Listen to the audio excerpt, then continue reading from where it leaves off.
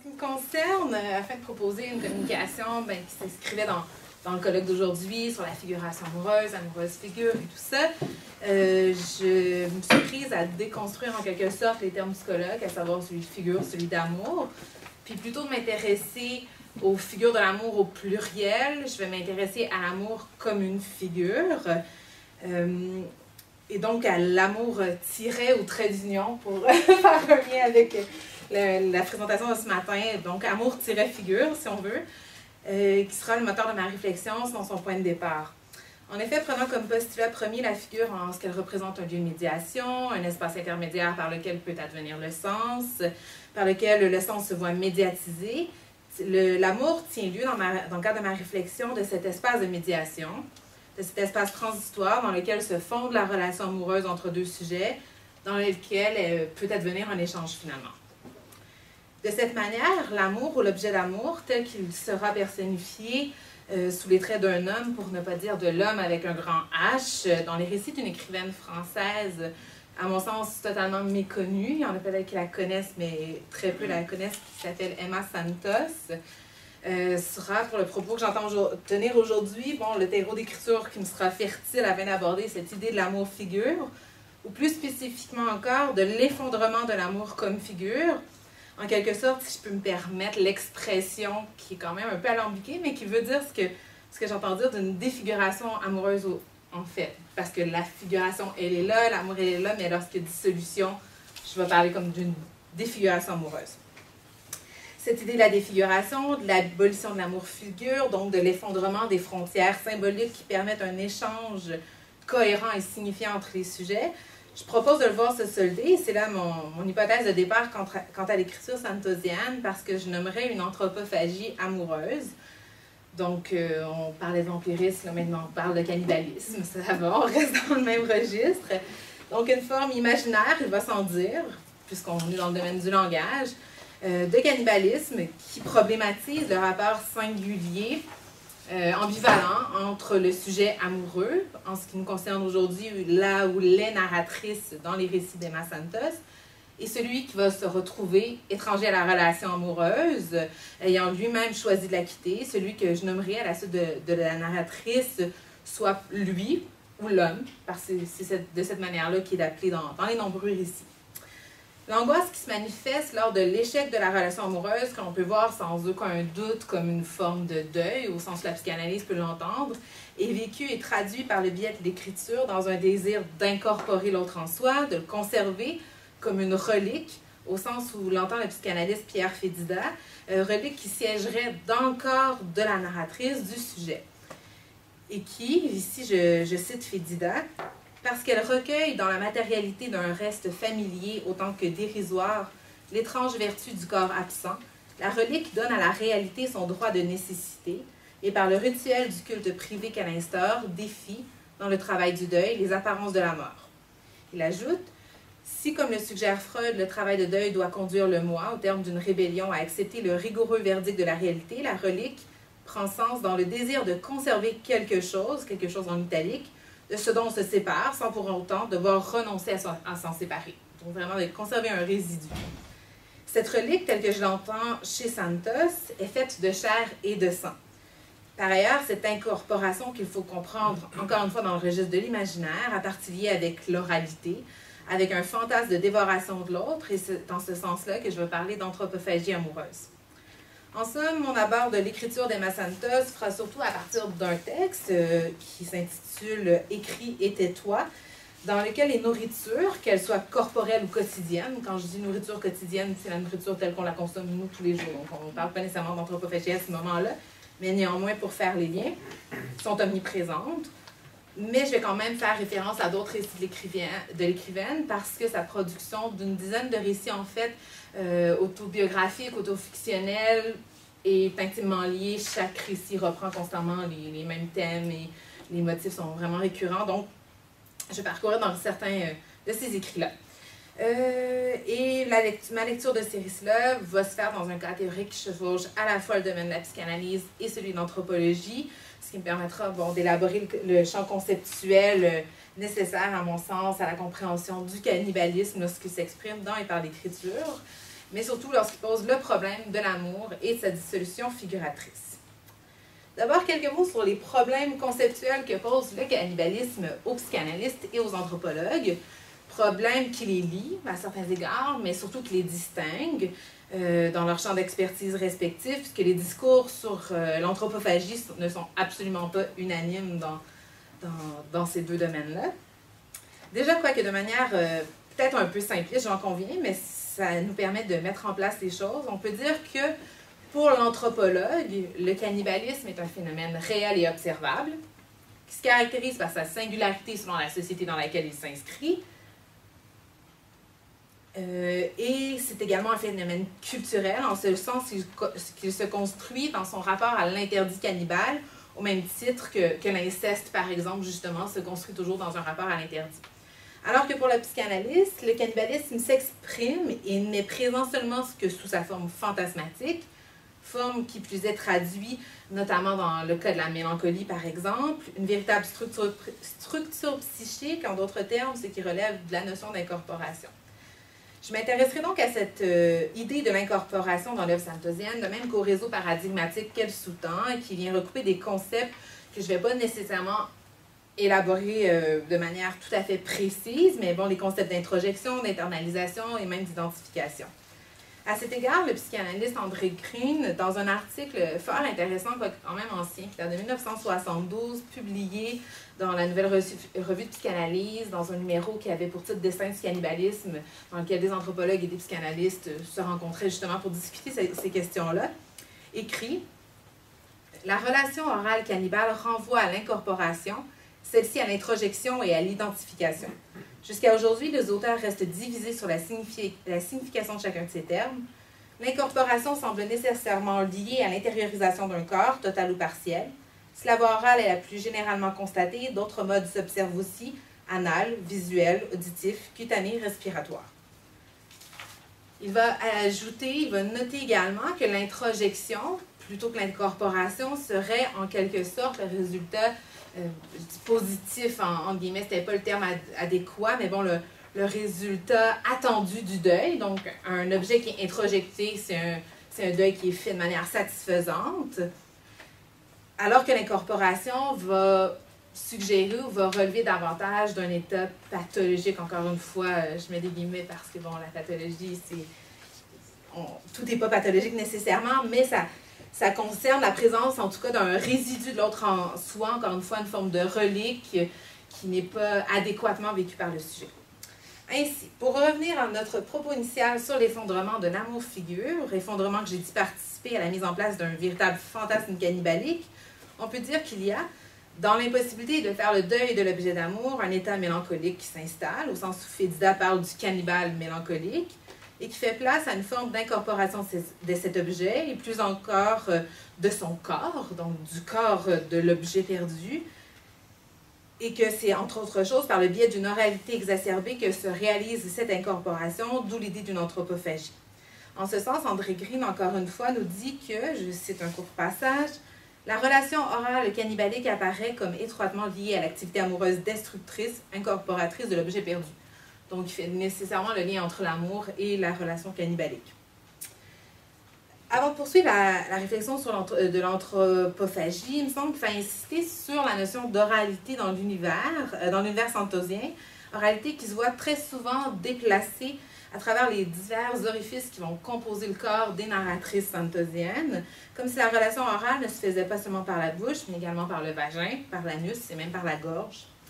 Il faut noter ici que la gorge, je parle d'orifice, la gorge n'en est pas un en soi, mais pour Santa, c'en est un parce qu'elle a vécu un traumatisme à la gorge, une opération avec un goitre, donc toujours elle va avoir cette perception de la gorge comme étant ouverte. Dans le récit « J'ai tué MAS sous l'écriture colonisée », qui me semble tout à fait symptomatique de cette indifférenciation corporelle des différents orifices.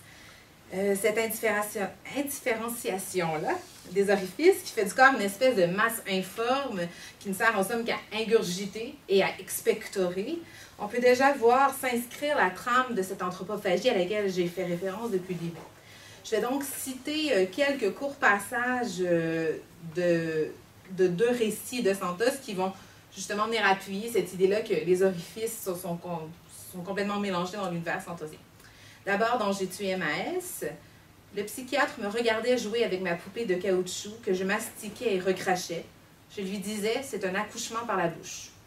Bon, quelque chose de très traditionnel, on est dans la bouche, mais déjà la mise en place d'une espèce de dévoration, ici d'une poupée de caoutchouc, mais quand même d'une effigie humaine qui est mise en scène. Plus loin, je me suis guérie. Demain, je trouverai le bébé de caoutchouc dans ma merde, l'accouchement du cul. Donc, encore une fois, l'accouchement qui se fait par la bouche et par l'anus. Dans un autre récit, ici dans La Malcastrée, titre assez évocateur déjà, c'est du vagin dentelé dont il est question. Je cite, « Je suis triste, je ris. Mon rire tire et bouscule mon souffle. Mon rire crie rouge. Vagin denté, gorge dentelée. Je triomphe magnifique. Mon cri déchire ma gorge. Je voudrais bien rejeter ma vie dans un flot de sang. Convulsion, hémorragie douce, délivrance, orgasme de vieille femme seule. Juste un petit crachat, même pas net, une petite toux. Raclement, rien. » De ces passages, on constate donc assez précisément la mise en relation, sinon l'indifférenciation entre les différents orifices qui composent le corps de la narratrice, alors que dans le dernier passage, celui qui m'enseigne le vagin denté, on peut déjà, ou du moins encore plus manifestement, penser le cannibalisme, non seulement comme une ingurgitation orale, mais comme un fantasme de dévoration qui prend place dans le corps tout entier, qui déplace les lieux signifiants de la dévoration de l'autre. La bouche et le vagin sont ainsi mis en relation par le biais, par exemple, de la dentition, un vagin denté, mais également par le crachat, la toux, qui normalement advient par la bouche, mais là est mise en relation avec le vagin.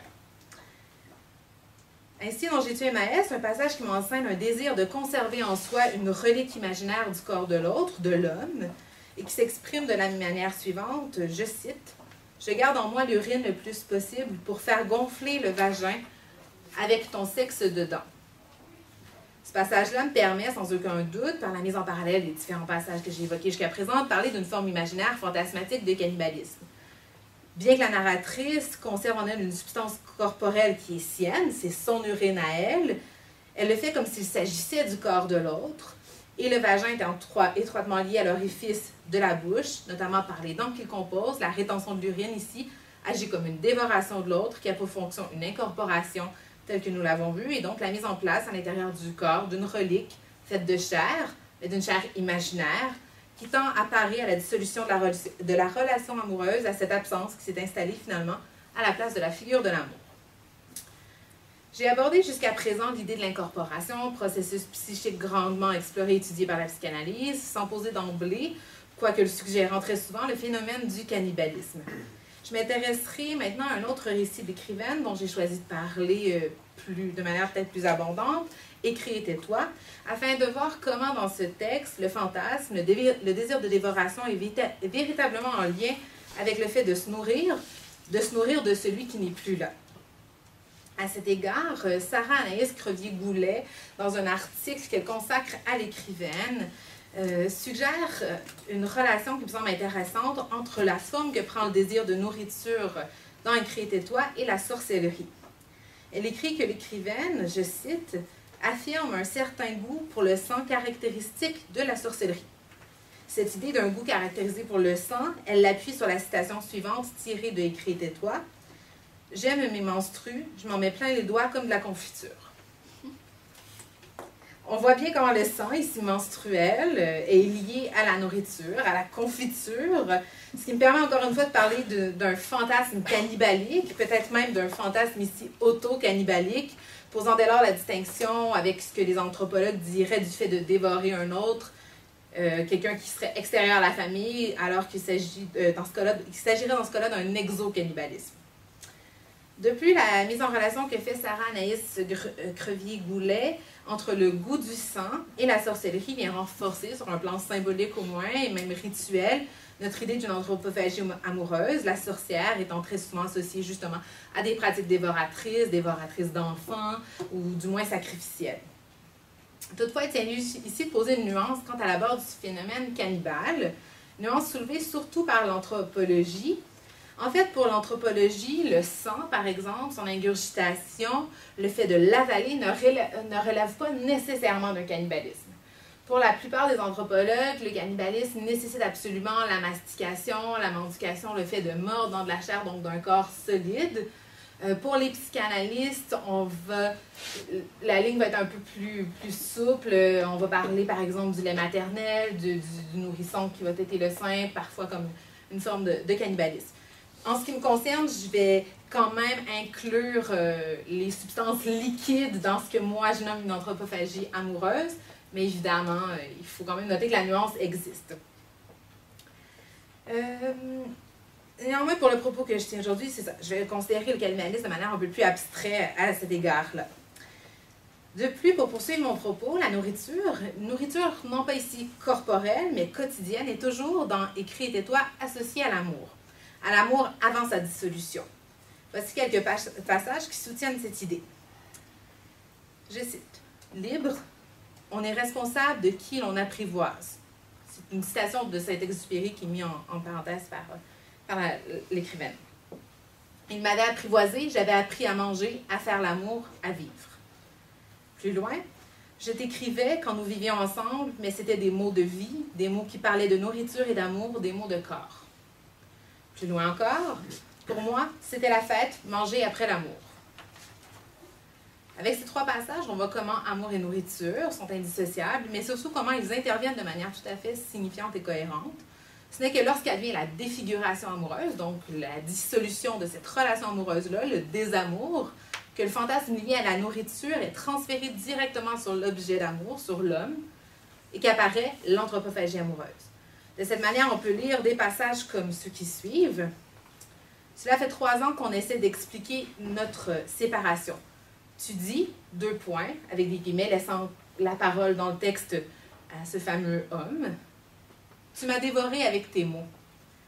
Ou encore, ton épaule me manque et je me bourre la bouche de tranquillisant pour dévorer la mort. Autrement dit, l'absence de l'homme, donc encore une fois, ce rapport à l'autre comme un être à dévorer. Plus loin, laisse encore une fois la parole dans l'écriture à l'homme.